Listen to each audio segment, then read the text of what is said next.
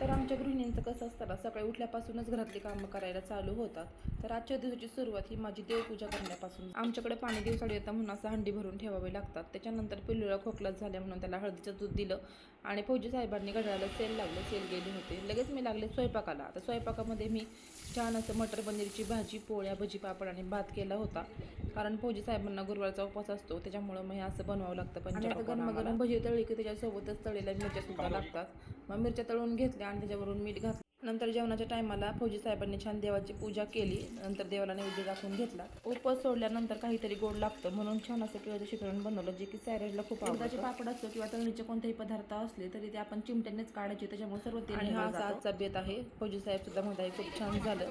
जेवण झाल्यानंतर सर्व किचन ओटा क्लीन करून घेतला आणि आता भांडी पडलेली एवढी ती सगळी घासून क्लीन करून घेतली. तर आजचा दिवस असा गेला. तुम्हाला आवडला असेल व्हिडिओ तर नक्की लाईक, शेअर, सबस्क्राईब करा. तोपर्यंत बाय बाय.